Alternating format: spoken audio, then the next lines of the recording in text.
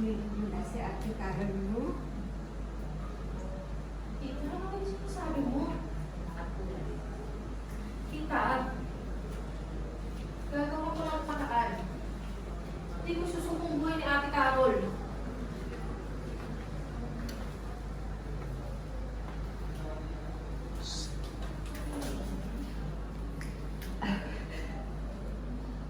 Nag-aalala lang kasi ako.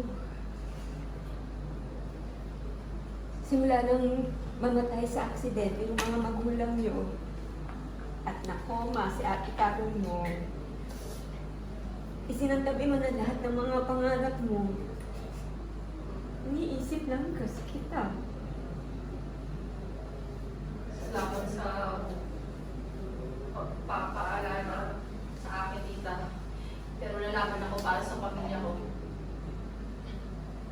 Ano po? Oh, sige. Ingat ka. Tingnan pa nga, men. Sabi siya niya na And... Sige, last po. Galing naman, Lord!